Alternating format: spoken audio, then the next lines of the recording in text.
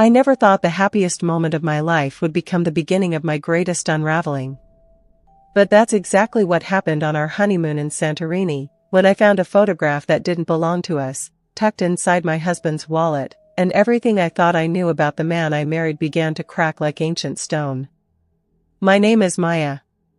I'm 31 years old, a kindergarten teacher with pain-stained fingers and a heart that's always been too trusting for its own good. I've spent the last 6 years of my life building a world with Daniel, 6 years of Sunday morning pancakes, late-night conversations about our dreams, and slow dances in our tiny apartment kitchen. Daniel was my safe place. My steady ground. The kind of man who remembered how I took my coffee, who left little notes in my lunchbox, who looked at me like I was the only woman in any room we entered together. We got married on a rainy Saturday in April. The kind of soft, spring rain that feels like a blessing rather than an inconvenience. I wore my grandmother's lace veil, and Daniel cried when he saw me walking down the aisle. His hands trembled when he slid the ring onto my finger, and when he kissed me, I tasted salt from his tears mixed with the sweetness of the moment. 200 people witnessed us promise forever to each other, but in that instant, it felt like we were the only two people in the entire world. The honeymoon was Daniel's idea. He'd been saving for it secretly, he told me, squirreling away money from his job as a software engineer for almost 2 years. I want to give you something magical, he'd said when he presented me with the tickets 3 months before the wedding. Santorini. The Greek island I'd been dreaming about since I was a little girl, cutting pictures out of travel magazines and taping them to my bedroom wall. White buildings with blue domes cascading down cliffs into the impossibly turquoise Aegean Sea. Sunsets that people flew halfway around the world just to witness. We arrived on a Tuesday afternoon in late April, exhausted from the 15-hour journey but buzzing with newlywed excitement. Our hotel was an oia, perched on the edge of a cliff, with a private terrace that overlooked the caldera. The room was everything a honeymoon suite should be: white linens, rose petals scattered across the bed, a bottle of champagne chilling in an ice bucket. Daniel carried me over the threshold, nearly hitting my head on the doorframe, and we both dissolved into laughter, collapsing onto the bed in a tangle of limbs and jet lag and pure, uncomplicated joy. Those first 3 days were perfect. Devastatingly, achingly perfect. We woke up early to watch the sunrise paint the white buildings in shades of gold and pink. We wandered through narrow cobblestone streets, getting deliberately lost, stopping at tiny cafes for strong Greek coffee and flaky pastries dripping with honey. Daniel held my hand constantly, his thumb tracing circles on my palm, a habit he'd developed when we first started dating. We took a boat tour around the island, swam in the hot springs, their warm, rust-colored water supposed to have healing properties. We ate fresh seafood at tavernas with rickety wooden tables overlooking the sea, where the waiters called us the beautiful young lovers and brought us complimentary desserts. At night, we'd return to our room and make love with the terrace doors open, the sound of the waves far below mixing with our whispered declarations of forever. Afterward, we'd lie tangled together, and Daniel would trace the freckles on my shoulders, connecting them like constellations, telling me stories about the stars visible in the impossibly clear sky above us. I remember thinking, on our 4th morning there, as I watched Daniel sleep, his face soft and unguarded in the early light filtering through the curtains, that I had never been so certain of anything in my entire life. This man was my person. My home. My always. I wish I could have held on to that certainty just a little bit longer. It was our 5th day there when everything changed. We'd spent the afternoon exploring the ancient ruins of Akrotiri, a Minoan Bronze Age settlement preserved in volcanic ash, like a Greek Pompeii. Daniel had been quiet during the tour, distracted in a way that wasn't like him. I'd asked if he was feeling okay, and he'd smiled, that easy, charming smile that had first made me fall in love with him across a crowded Starbucks 6 years earlier, and said he was just tired from all the walking. We returned to the hotel in the late afternoon. Daniel said he wanted to take a quick shower before dinner. I sprawled across the bed, pleasantly exhausted, scrolling through the photos on my phone, already nostalgic for moments that had happened just hours before. That's when I noticed Daniel's wallet on the nightstand, falling out of his shorts pocket when he'd tossed them carelessly onto the chair. The wallet was open, the leather worn soft from years of use. I could see the corner of what looked like a business card sticking out, slightly bent. I wasn't snooping, not really. I was just going to tuck it back improperly, save him the trouble of it getting more damaged. That's what I told myself, anyway, as I picked up the wallet. But when I pulled the card free, it wasn't a business card at all. It was a photograph. A small, square photograph, the kind from an old instant camera, with that distinctive white border. The image had faded slightly, the colors muted with time. It showed a young woman, maybe mid-20s, sitting on a stone wall with the sea behind her. She was laughing, her head thrown back, dark hair catching in the wind. She wore a sundress, pale yellow, and her hand was raised as if trying to block the camera, caught mid-gesture in a moment of unself-conscious joy. The photo was clearly old. 5 years, maybe more, judging by the slight curl at the edges, the way the colors had started to wash out. But what made my heart stutter, what made my hand start to shake as I held it, was the background. I recognized it immediately. It was Santorini. Specifically, it was OIA. I could see the distinctive curve of the caldera, the white buildings, the blue domes. The exact same view I'd been looking at for the past 5 days. Daniel had been here before. The bathroom door opened, steam billowing out, and Daniel emerged with a towel wrapped around his waist, his hair damp and dripping. He was humming something, a Greek song we'd heard at dinner the night before. He looked happy. Relaxed. Then he saw me sitting on the bed, his wallet in one hand, the photograph in the other. The humming stopped. His face did something complicated, a flash of recognition, then fear, then a forced neutrality that somehow felt worse than either of the other expressions. Maya, he started, but I cut him off. Who is she? My voice came out steadier than I expected. The photograph trembled slightly between my fingers. And when were you in Santorini before? He stood there, water dripping from his hair onto his shoulders, and I watched him calculate. I could actually see it happening, the quick assessment of how much to tell me, what explanation might work, how to navigate this moment. That calculation, that brief hesitation, hurt almost as much as finding the photo. That's... He paused, running his hand through his wet hair. That's Emily. Emily. A name. She had a name. Somehow that made it worse, made her more real. And? I prompted when he didn't continue. Daniel crossed the room and sat down heavily in the chair by the window, as far from me as he could get while still being in the same room. He looked out at the view I thought was ours, special to us, and exhaled slowly. I was engaged before, he said quietly. To Emily. This was supposed to be our honeymoon. We'd planned it, booked this exact hotel, 3 years ago. The words landed like stones dropping into still water, each one creating ripples that spread and spread. Engaged. Before. Honeymoon. Our hotel. You were engaged, I repeated, my voice flat. And you brought me to the same place you were supposed to bring her. To the same hotel. It's not like that. Then what is it like, Daniel? I was standing now, though I didn't remember getting up. Because from where I'm sitting, it looks like I'm living out some kind of replacement fantasy. What happened? Did she leave you? Is that it? So you found someone new and decided to just reuse the plan? No. He stood too, taking a step toward me, then stopping when I flinched back. Maya, no. God, no. It's not like that at all. Then explain it to me. I held up the photograph. The woman, Emily, smiled her frozen smile, forever laughing at something I couldn't hear. Explain why you never told me you were engaged before. Explain why you never mentioned you'd been to Santorini. Explain why, on our honeymoon, you have a picture of another woman in your wallet. I watched his throat work as he swallowed. I should have told you. I know I should have told you.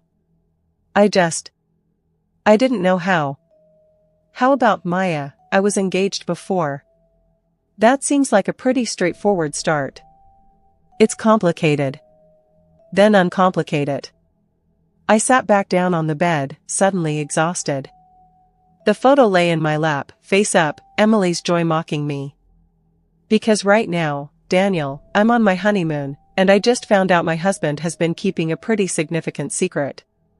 So please, uncomplicate it for me. He was quiet for a long moment, and then he started talking. The story came out slowly, painfully, like pulling a splinter from deep beneath the skin. He and Emily had met in college, and started dating their junior year. They'd been together for 5 years. He proposed to her the same way he'd proposed to me, on a beach at sunset, a ring hidden in his pocket for weeks, waiting for the perfect moment. She'd said yes. They'd started planning a wedding, started planning a life. And then, 8 months before the wedding was supposed to happen, Emily got sick. Lymphoma. Stage 3. She went from healthy and vibrant to hospitalized within weeks. Daniel described sitting by her bedside, watching the chemo steal her hair, her energy, her spark. They'd postponed the wedding, obviously. Focused on treatment, on fighting, on surviving. She'd beaten it. Against odds, against the doctor's initial prognosis, Emily had gone into remission. It had taken a year of treatment, but she'd done it. Daniel's voice broke a little when he described the day they got the news. He thought they'd survived the worst thing that could ever happen to them. 2 months after being declared cancer-free, Emily left him. She said. Daniel's voice was barely above a whisper now. She said that facing death had made her realize she didn't want the life we'd planned. That she'd been saying yes to what she thought she should want, not what she actually wanted. She said she loved me, but she wasn't in love with me. That she needed to figure out who she was without cancer, without me, without any of it. He looked at me then, his eyes red-rimmed. She broke off the engagement and moved to Seattle. I haven't heard from her in 3 years. The hotel room felt too small suddenly, the air too thick. Outside, I could hear the distant sounds of OIA coming to life for the evening, laughter, music, the clink of glasses at the bars and restaurants beginning to fill with sunset watchers. I'm sorry that happened to you, I said slowly. I really am. But Daniel, that doesn't explain why you never told me. We've been together for 6 years. We're married. When exactly were you planning to mention that you were engaged before? That this entire trip, this place that I thought was special for us, is actually just a recycled dream? It's not recycled, he said urgently, moving toward me again. This time I didn't flinch away. Maya, listen to me. Yes, Emily and I planned to come here. But we never did. She got sick before we could take the trip. The reservations were cancelled. This place, it was this idea, this perfect thing that never happened. And when she left, it felt like everything was ruined. Not just the relationship, but all the plans, all the dreams. Including this one. He knelt in front of me, taking my hands in his. His were cold despite the warmth of the evening. When I met you, Maya, you were like the sun coming out after the longest winter. You were everything Emily wasn't, open, warm, certain. You knew what you wanted. You weren't afraid of commitment, of building a life with someone. And I fell in love with you so fast, so completely, that it scared me. That still doesn't answer my question, I said, though my voice was softer now. Why didn't you tell me? Because I was afraid, he admitted. Afraid that if you knew about Emily, about how completely she'd wrecked me when she left, you'd see me differently. As damaged. As someone who'd been rejected. And the longer I waited to tell you, the harder it became. How do you bring something like that up after 6 months? A year? 3 years? How about before you propose? I pulled my hands from his. How about before you bring me to the exact place you were supposed to go with her? I thought I could make it ours, he said. I thought that if I brought you here, to this place that had only ever been a fantasy, never a reality, we could make it real. Make it about us. Erase the ghost of something that never even happened. I looked down at the photograph still in my lap. Emily's smile seemed sadder now, knowing what I knew. A woman who'd faced death and emerged wanting something different from life. I couldn't even be angry at her, she'd done what she needed to do, even if it hurt someone in the process. But I was angry at Daniel. You don't get to decide that, I said quietly. You don't get to use me to exorcise your ghosts without even telling me I'm doing it. This trip, God, Daniel, you proposed this trip like it was this grand gesture just for me. I've been saving for 2 years, you said. I want to give you something magical, you said. But it wasn't for me at all, was it? It was for you. To prove something to yourself. To rewrite your own history. That's not fair. Isn't it? I stood up, needing to move, to put space between us. I walked to the terrace doors and looked out at the view I'd been admiring for days, seeing it differently now.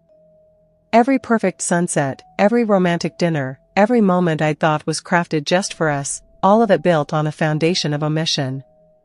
Of lies, really, because what else do you call it when you deliberately keep something this significant from your partner?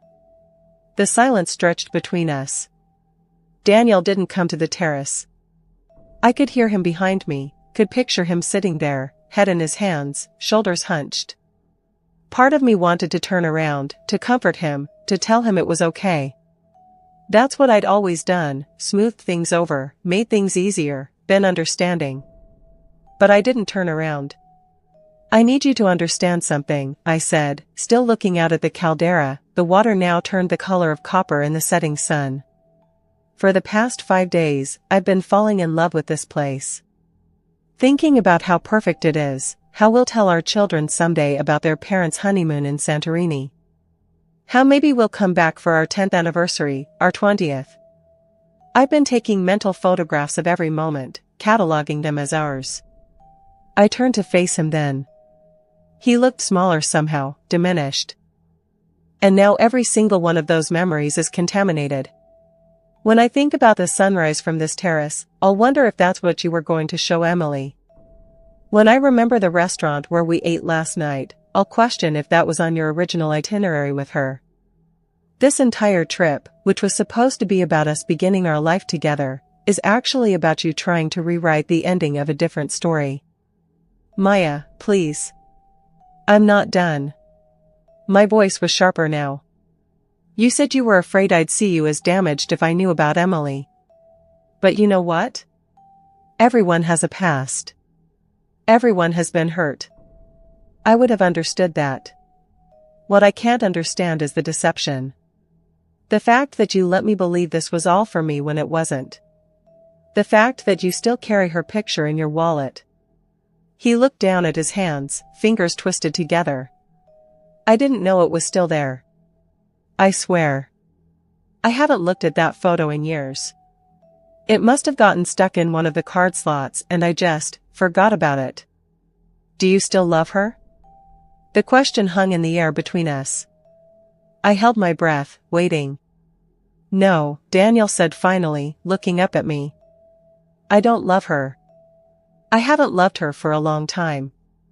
But I guess I've been carrying her around anyway. Not the person, the hurt. The rejection. The feeling that I wasn't enough to make someone stay. He stood up, took a tentative step toward me. And you're right. I shouldn't have brought you here without telling you. I shouldn't have used our honeymoon as some kind of personal therapy session. I was selfish and I was wrong and I'm sorry. I'm so sorry, Maya. I wanted to accept his apology. To wrap my arms around him and tell him we'd get through this. But I couldn't.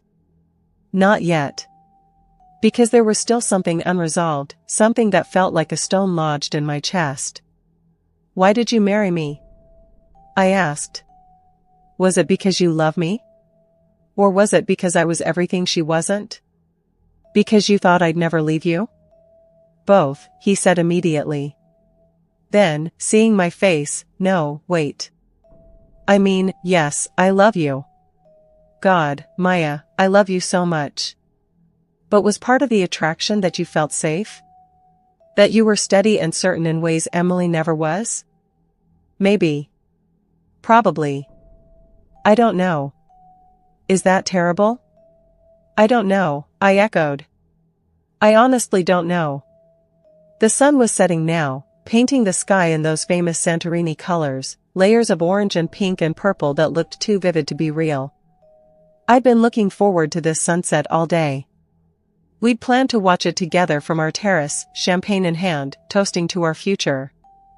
Instead, I watched it alone while my husband stood 10 feet away, and all I could think was, how many other sunsets are built on foundations I don't know about?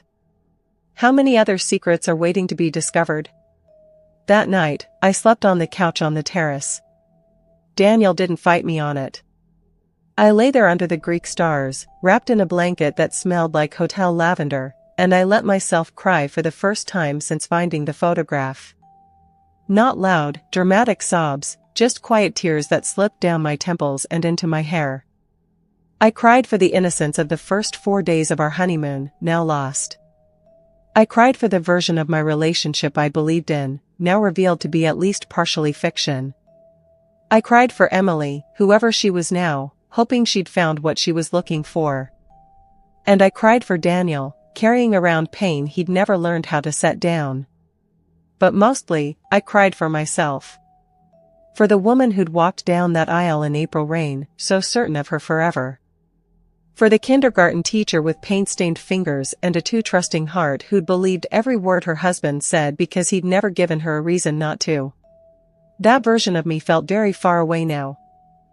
I must have fallen asleep eventually because I woke to the pink light of dawn and the sound of the terrace door opening. Daniel appeared with 2 cups of coffee, prepared exactly how I liked mine, enough cream that it was barely brown, 2 sugars, stirred precisely 20 times. He'd been making my coffee like that for 6 years. Somehow, that small gesture of consistency made my throat tight. He didn't ask if he could sit down, just settled into the chair across from me and waited. We sat in silence for a long time, sipping our coffee, watching Oya wake up. A cat stretched on a neighboring terrace. A shopkeeper below swept her doorstep. Life continues, oblivious to our small crisis. I want to go home, I said finally. Daniel's cup stopped halfway to his mouth. What? I want to go home. I can't. I can't be here anymore. Every street, every view, every moment, it's all tainted now. I need to leave. Maya, we have 4 more days. I don't care. I looked at him steadily. I need to go home. I need to be in a place that's just ours, no history, no ghosts. I need space to think, to figure out what this means. What does this mean? His voice cracked slightly. Are you saying you want to end this? End us? The question I'd been avoiding all night. Did I want to end my marriage of less than 2 weeks? I don't know, I answered honestly. I don't know what I want except to leave Santorini. Can you give me that? Can you change the flights and just take me home? He nodded slowly. Okay. Yes. Whatever you need. I'll go down to the lobby right now and see what I can arrange. He stood, then hesitated. Maya, I know I've broken your trust. I know I've hurt you in a way that might not be fixable. But please believe me when I say I love you. Not as a replacement for Emily. Not as the safe option. You, Maya. I love you. I want to believe that, I said softly. I really do. But right now, I don't know what I believe anymore. He left to make arrangements. I sat there alone with my coffee going cold and watched the sun finish rising over a place that would never feel magical to me again. We flew home the next day. 24 hours of travel that felt like a metaphor for our relationship, stuck in transit, suspended between destinations, not quite anywhere at all. Daniel tried to talk to me several times, but I put in headphones and pretended to sleep. I wasn't ready yet. I didn't know if I'd ever be ready. My sister picked us up from the airport. She'd known something was wrong from my clipped phone call asking her to come get us, but she didn't ask questions, just drove us home with the radio playing soft music and gave my hand a squeeze when she dropped us off. Our apartment felt different.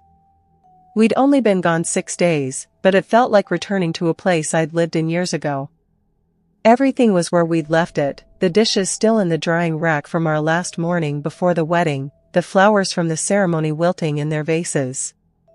But it all looked slightly foreign, like set pieces from someone else's life. "I'm going to stay at my sister's for a few days," I announced, not looking at Daniel. "I need some space. Time to think." "Okay," he said quietly. "Whatever you need." I packed a bag mechanically, clothes, toiletries, my phone charger.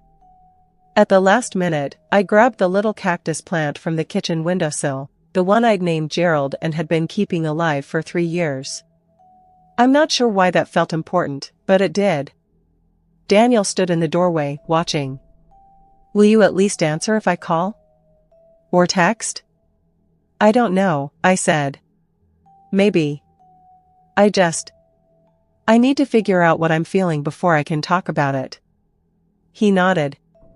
"I understand. And Maya?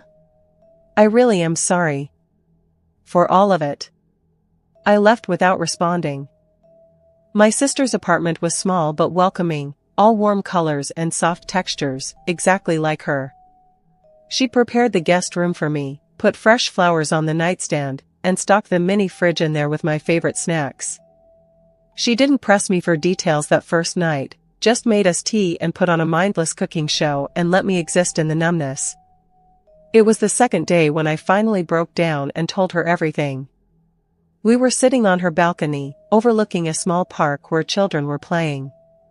I'd always loved this view, the simple joy of kids being kids. Now I watched them and wondered if I'd ever have that with Daniel, children playing in parks, building a life that felt solid and true. "He kept a picture of his ex-fiancée in his wallet," I said flatly. An ex-fiancée I didn't know existed. "And he brought me to Santorini, my dream destination, except it turns out it was their dream destination first. The whole thing was a lie." My sister listened without interrupting as the whole story poured out. When I finished, she was quiet for a moment, watching the children below. "That's really messed up," she said finally. "The not telling you part. That's a big betrayal of trust. Right?" I felt validated, relieved that I wasn't overreacting. "But," she continued, and I felt my defenses rise, "I don't think he did it to hurt you. I think he did it because he was hurt and didn't know how to handle it." "That doesn't make it okay." "No, it doesn't," she agreed. "But it might make it forgivable. Eventually. If you want it to be." I pulled my knees up to my chest. "I don't know what I want. Every time I think about him, about us, all I can see is that photograph. Her laughing. Him keeping it. And I wonder, how many other things don't I know? What else has he been hiding?" "Have you asked him that?" "I haven't talked to him at all. He's texted a few times. I haven't responded." "Maya," my sister said gently. "I can't tell you what to do. But I can tell you that Daniel, the Daniel I've known for 6 years, he loves you. Like, I really love you. The way he looks at you, the way he talks about you when you're not around, that's not fake. That's not a rebound or a replacement." "Then why did he lie to me?" "I don't think he saw it as lying. I think he saw it as protecting himself. Which is stupid and selfish and immature, but it's also human. People do dumb things when they're scared of losing something." I rested my chin on my knees. "I'm scared," I admitted. "I'm scared that I don't really know him. That everything I thought was real is just a performance. That I'm always going to be wondering what else he's not telling me." "Those are valid fears," she said. "And you need to tell him that." You need to talk to him, Maya. Hiding here at my place isn't going to solve anything. I knew she was right. But knowing something and being ready to do it are two different things. I stayed at my sister's for 5 more days. At that time, Daniel texted me every morning and every night. Never pushing, never demanding. Just simple messages, I love you. I'm here when you're ready. Gerald the cactus misses you. That last one almost made me smile. On day 6, I finally responded. Just 3 words, can we talk? His response came immediately, yes. When? We met at a coffee shop halfway between my sister's place and our apartment. Neutral ground. It felt important somehow to not be in a space that belonged to either of us. Daniel was already there when I arrived, sitting at a corner table, 2 coffees in front of him. Mine prepared the right way. Of course. He stood when he saw me, and I saw the exhaustion on his face, the dark circles, the tension in his shoulders. He looked like he hadn't been sleeping. That made 2 of us. Hi, he said softly. Hi. We sat down. The coffee shop was busy, students studying, people on laptops, couples chatting. Normal life happening all around us while we tried to figure out if we still had one. I'm going to ask you some questions, I said without preamble. And I need you to answer them honestly. Completely honestly. No protecting my feelings, no strategic omissions. Can you do that? Yes, he said immediately. Anything. Have you been in contact with Emily at all since you and I got together? No. Not once. I don't even have her number anymore. She blocked me on all social media after she moved to Seattle. Do you still think about her? He hesitated, and I appreciated that. Sometimes. Not often. Usually when something reminds me of that time in my life. But I don't think about her, specifically. I think about being that person, the guy who was so desperate to hold on to something that was already gone. Do you compare me to her? Not consciously. But maybe sometimes, yeah. In the same way anyone compares current relationships to past ones. It's not a competition, Maya. It's just context. History. Did you marry me because you were afraid of being alone? This time his answer came quickly. No. I married you because I couldn't imagine being with anyone else. Because you make me laugh even when I'm stressed. Because you see the best in people, including me. Because you sing off-key in the shower, the blankets at night and name plants like they're pets. Because I wake up every morning grateful that you chose me. His voice broke slightly on that last part. I married you because I love you. Not because I was afraid. Not because you were safe. Because you're you, and that's everything I want. I blinked back tears. Then why didn't you tell me about her? If I'm everything you want, why keep that part of your past hidden? Because I was ashamed, he admitted. Not of Emily, but of how completely I fell apart when she left. I spent 6 months after she ended things barely functioning. I couldn't eat, couldn't sleep. I'd drive by her old apartment at night like some kind of stalker, hoping to see her car, to get a chance to talk to her. My friend staged an intervention. I went to therapy. It was bad, Maya. Really bad. He wrapped his hands around his coffee cup. And then I met you, and suddenly I was okay again. Better than okay. And I didn't want you to know about that broken version of me. I wanted to be the guy I was with you, confident, together, stable. I thought if I just never mentioned Emily, never mentioned how wrecked I'd been, that version of me could just cease to exist. But it doesn't work that way, I said. You can't just erase parts of yourself because they're uncomfortable. And by trying to, you made me a part of a lie I never agreed to be part of. I know, he said miserably. I know, and I'm sorry. I thought I was protecting you, but I was really just protecting myself. We sat in silence for a moment. I sipped my coffee, perfect, as always, and thought about the man sitting across from me. The man I'd married. The man I thought I knew. I need to ask you something else, I said. And this is the big one. Is there anything else? Any other secrets, any other exes I don't know about, any other significant lies of omission? Daniel met my eyes steadily. No. I swear to you, Maya. Emily is the only serious relationship I had before you. Everything else, and I mean everything, I've told you about. I know I've given you no reason to trust that, but it's the truth. Okay, I said slowly. Okay, I believe you. You do? He looked surprised. I want to, I clarified. I'm choosing to believe you because if I can't, then we don't have anything. But Daniel, you need to understand something. Trust isn't just about not lying. It's about being open. About sharing the hard stuff, even when it's uncomfortable. Especially when it's uncomfortable. I know. I understand that now. Do you? I leaned forward. Because here's what I need you to understand. When you hid Emily from me, you made a decision about what I could handle.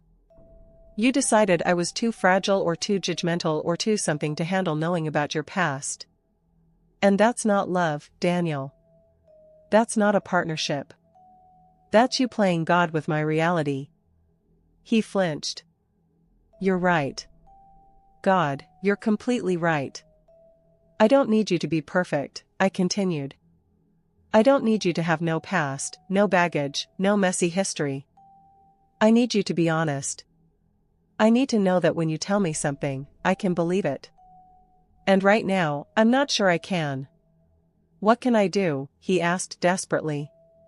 Tell me what I can do to fix this.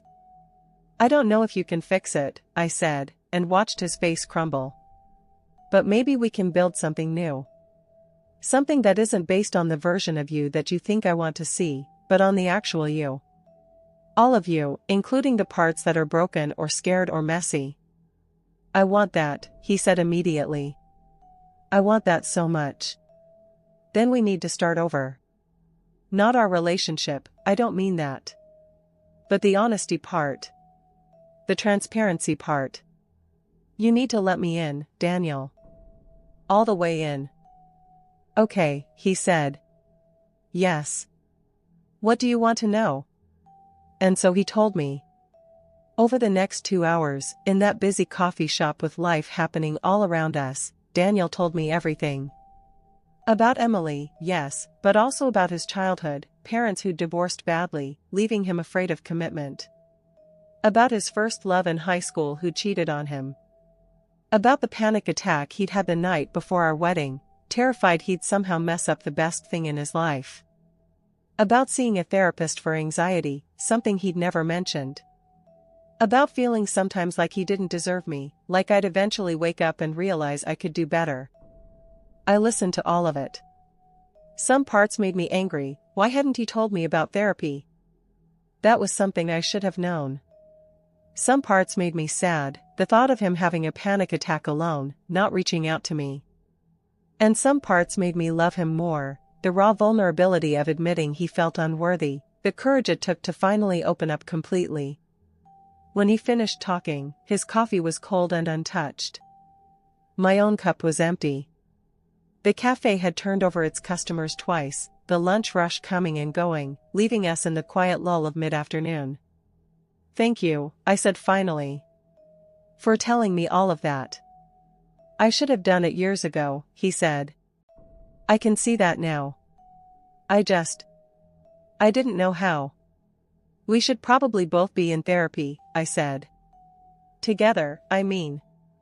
Couples counseling. He looked up, hope flickering across his face. Does that mean you want to work on this? On us? I took a deep breath. This was the moment. The decision point. I could walk away from this marriage barely 2 weeks old, justified in my hurt and betrayal. No one would blame me. My sister would help me find a lawyer, would let me stay with her as long as I needed. I could start over, find someone without secrets, without ghosts.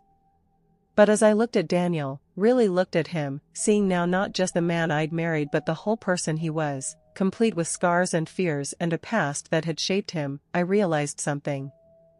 I didn't want to start over with someone else. I wanted to start over with him. Yes, I said. I want to work on this. But Daniel, I need you to understand that things can't go back to the way they were. That innocence, that blind trust, I don't have that anymore. You're going to have to earn back my trust, and it's going to take time. Maybe a long time. I'll take however long you need, he said quickly. Forever, if that's what it takes. And no more secrets. No more strategic omissions. No more deciding what I can or can't handle. We tell each other things, even when they're hard. Especially when they're hard. I promise, he said. Complete honesty from now on. And we get rid of that photograph, I added. I know you said you forgot it was there, and maybe that's true. But it can't stay in your wallet. It can't be something you carry around, even accidentally. Already gone, he said. I threw it away the night you found it. Along with some other things from that time, letters, a t-shirt of hers I'd kept, some concert tickets we'd never used. I should have done it years ago. I nodded slowly. That felt right somehow. Not erasing Emily or pretending she never existed, but putting her where she belonged, in the past. Okay, I said. Okay, let's try. Daniel reached across the table, and after a moment's hesitation, I let him take my hand. His palm was warm against mine, familiar in a way that made my chest ache. I love you, Maya, he said. And I'm going to spend the rest of my life proving that I deserve your love in return. You don't have to prove anything, I said softly. You just have to be honest. That's all I've ever wanted. We left the coffee shop together, stepping out into the late afternoon sun. The city felt different somehow, sharper, more real. Like I was seeing it clearly for the first time in days. Can I come home? Daniel asked tentatively. Or do you need more time? I thought about our apartment, about the life we'd been building there. About the kitchen where we danced, the bed where we'd made promises, the living room where we'd planned our future. Could I go back to that space with all this new knowledge? Let's go home, I said. The apartment was exactly as I'd left it. Gerald the cactus sat on the kitchen windowsill, somehow still alive despite my absence. Daniel had cleaned while I was gone, the wilted flowers were gone, the dishes put away, the bed made with fresh sheets. Small gestures, but meaningful ones. I changed the sheets, he said, following my gaze to the bedroom. I thought. I didn't want you coming back to reminders of before. Thank you, I said. That first night back was awkward. We moved around each other carefully, both of us hyper-aware of the fragility of what we were trying to rebuild. We ordered takeout from our favorite Thai place and ate it mostly in silence, the TV playing something neither of us watched. When it was time for bed, we both hesitated. I can sleep on the couch, Daniel offered. If you need space. Part of me wanted to take him up on that. But a larger part of me needed to know if we could still be close, if that intimacy was something we could find again. No, I said. Stay. We lay in the dark, not touching, the space between us feeling like miles. I could hear Daniel breathing, could feel the warmth of him beside me, and I felt simultaneously too close and too far away. Maya, he said softly into the darkness. Yeah? Can I hold you? I thought about it. About whether I was ready for that, for his arms around me. And then I realized that I was.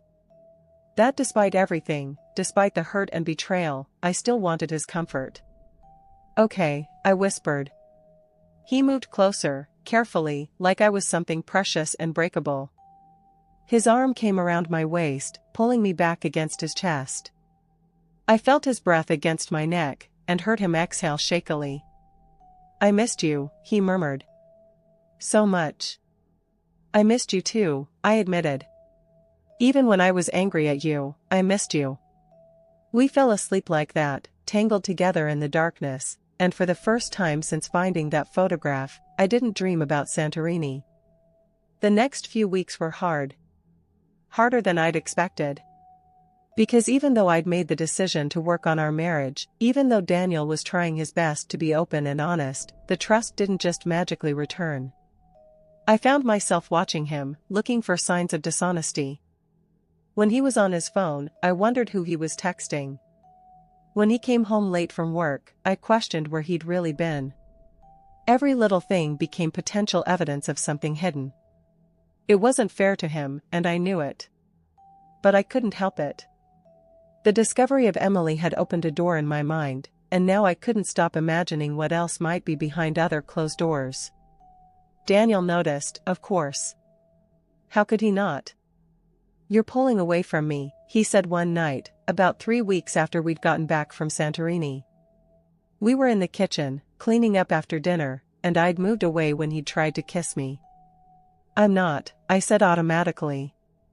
You are, he insisted gently. And I get it. I understand why. But Maya, if we're going to make this work, you have to let me back in. You have to at least try to trust me again. I am trying, I snapped, surprising both of us with my vehemence. Do you think this is easy for me? Do you think I want to be suspicious and paranoid all the time? No, I know you don't. I want to trust you, Daniel. I want to believe that you've told me everything, that there are no more surprises waiting. But I can't just flip a switch and make myself feel safe again. That's not how this works. He set down the dish he was washing. Then tell me what I can do. Because I'm trying too, Maya. I'm trying to be open, to share everything. But if it's not enough, if you're always going to be looking for the next betrayal, then what are we doing? The question hung between us. What were we doing? Were we rebuilding a marriage or just delaying its inevitable collapse? I don't know, I said honestly. Maybe we need to talk to someone. A professional. Like I said before, couples counseling. Okay, he agreed immediately. Yes. Let's do that. So we found a therapist. Dr. Richardson, a woman in her 50s with kind eyes and a no-nonsense approach that I immediately appreciated. Our first session was awkward, both of us trying to explain the situation, talking over each other, getting defensive. Dr. Richardson let us stumble through it, then held up a hand. Let me see if I understand, she said. Daniel, you kept a significant past relationship secret from Maya. Not because you still had feelings for your ex, but because you were ashamed of how that relationship ended and afraid of being seen as damaged. Daniel nodded. And Maya, you feel betrayed not just by the secret itself, but by what it represents, a lack of trust in your ability to handle difficult information. You're questioning what else you might not know. Yes, I said. Exactly that. Okay, Dr. Richardson said. So here's what we're going to do. We're going to build a new foundation. Not repair the old one, that's cracked beyond fixing. But build something new, something stronger, based on the honesty you both say you want. Over the next few months, that's exactly what we did. Once a week, Daniel and I sat in Dr. Richardson's office and did the hard work of rebuilding our marriage. Some sessions, I cried. During some sessions, Daniel cried. Some sessions, we both did. We learned communication tools. How to express hurt without attacking. How to listen without getting defensive. How to ask for what we needed instead of expecting the other person to read our minds. We talked about Emily more. Not obsessively, but enough that she stopped being this ghost hanging over us and became just a person, someone Daniel had loved and lost, someone who'd shaped him, but not someone who had any claim on our present. We talked about my trust issues, not just the ones created by Daniel's lie, but older ones. My own parents' divorce when I was 12. My best friend in college who betrayed my confidence. The patterns I'd developed of expecting people to hurt me eventually. And slowly, painfully, we began to heal. It wasn't linear. There were setbacks. Times when I'd pull away again, times when Daniel would get frustrated with my inability to just let it go. Days when we'd take 2 steps forward and 3 steps back. But there were good days too. Days when we'd laugh together like we used to. Days when I'd catch myself trusting him automatically, without thinking about it. Days when the weight of what had happened felt a little lighter. 4 months after Santorini, we went on a trip together. Just a weekend, to a bed and breakfast 2 hours away. Nothing fancy, nothing elaborate. Just us, trying to build new memories in a place with no history. We went hiking, even though neither of us was particularly outdoorsy. We got lost on the trail and had to be redirected by a helpful park ranger. We laughed about it afterward, sitting on a boulder and sharing a granola bar, and it felt easy. Natural. Like us again. That night, in our room at the B&B, Daniel pulled out his phone. "I want to show you something," he said. I felt my old anxiety spike. What now? What secret was he about to reveal? But when he turned the screen toward me, it was just a photo album. Pictures of us over the years. Our first date at Starbucks. A road trip we'd taken to the coast. Last Christmas with my family. Our wedding day. "I've been looking at these a lot lately," he said. Remembering. And I realized something. Every single one of these moments is real. Not tainted by Emily or anyone else. Just us, building a life together. He scrolled to the end of the album, to a picture taken just that afternoon, me on the hiking trail, hair messy from the wind, laughing at something he'd said. "This is us too," he said. Moving forward. Making new memories. And I know it's been hard, and I know I messed up badly. But Maya, look at us. We're still here. We're still trying. That has to count for something. I looked at the photos, at the evidence of 6 years together. And he was right. Yes, there had been a lie. A significant one. But there had also been so much truth. So many genuine moments of love and laughter and life. "It counts for everything," I said softly. He put the phone down and pulled me close. "I love you," he murmured into my hair. "I love you, and I'm going to keep saying it until you never doubt it again." "I love you too," I said. And for the first time in months, I said it without any reservations, without any voice in my head questioning whether I meant it. We made love that night, tender and careful, relearning each other. And afterward, lying in his arms, I felt something I hadn't felt since before Santorini, safe. 6 months after our honeymoon, Dr. Richardson told us we'd made remarkable progress. "I'm not saying you're done," she cautioned. "Healing from broken trust is a long process. But you two have done the work. You've been honest, you've been vulnerable, and you've committed to building something better. So we don't need to come anymore?" Daniel asked. "I'm not saying that either," Dr. Richardson smiled. "I'd recommend checking in once a month, just to maintain the progress. But the heavy lifting, that's done." We left her office hand in hand, and I felt lighter than I had in months. "Want to get ice cream?" Daniel asked. "Celebrate?" "It's November," I pointed out. "It's freezing." "So? When has that ever stopped us?" He was right. We had a tradition of getting ice cream in ridiculous weather, and had been doing it since our second date. It was one of those small, silly things that made us us. We went to our favorite place, got our usual flavors, mint chip for him, coffee for me, and walked through the park despite the cold, our breath fogging in the air. "I've been thinking," Daniel said as we walked. "About next year. About our anniversary." I tensed slightly. Our anniversary. The 1-year mark of our wedding. Coming up in 5 months. "What about it?" I asked carefully. "I want to take you somewhere," he said. "Somewhere you've never been." Somewhere that will be just ours, no history, no ghosts. Where do you want to go? I thought about it. About all the places I dreamed of visiting. Japan, I said.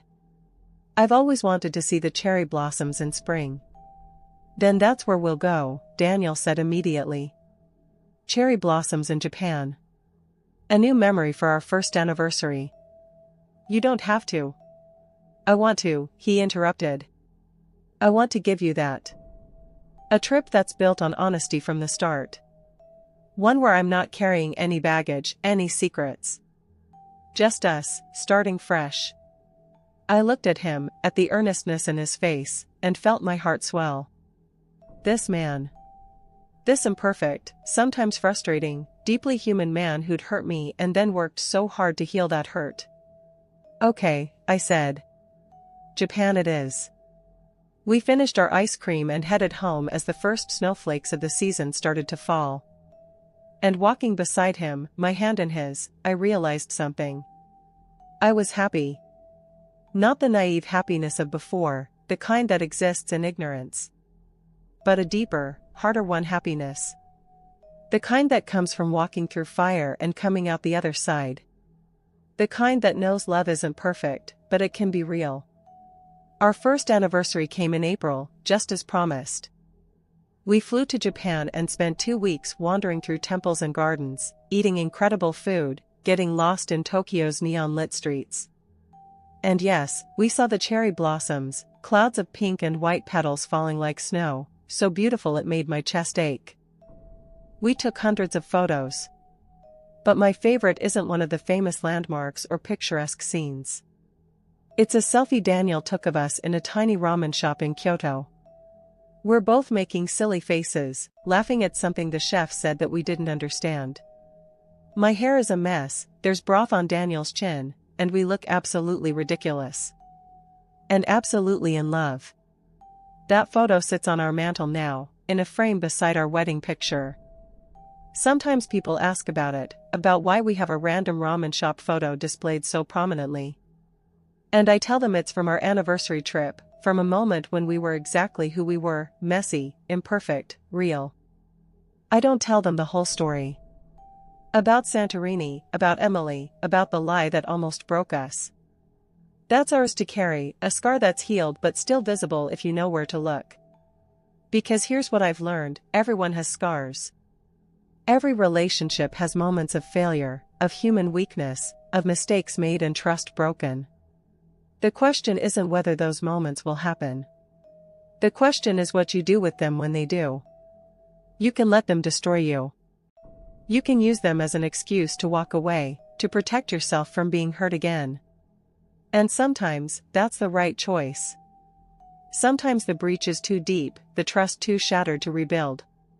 But sometimes, if both people are willing to do the hard, ugly work of healing, you can use those moments to build something stronger.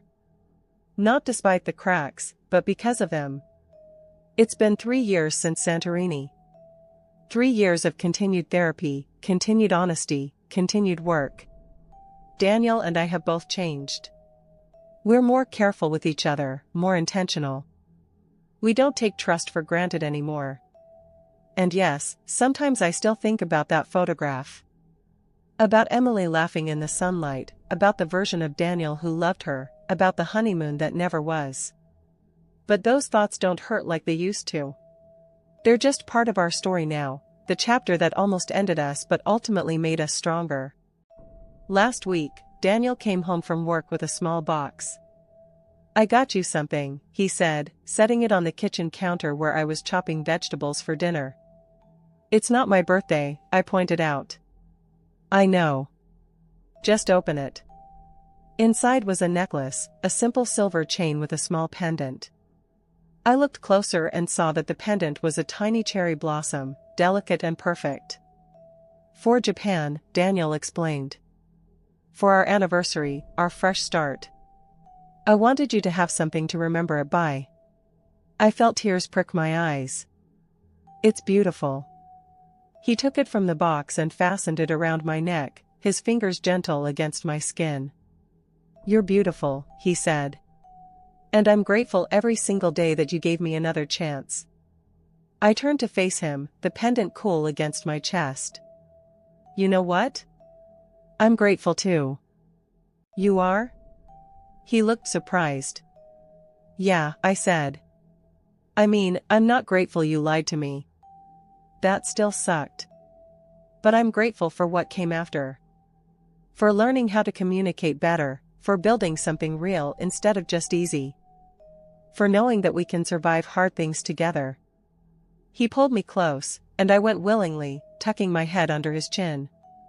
Besides, I added, my voice muffled against his shirt, if it hadn't happened, I never would have gotten to throw your phone in the Aegean Sea. He pulled back to look at me.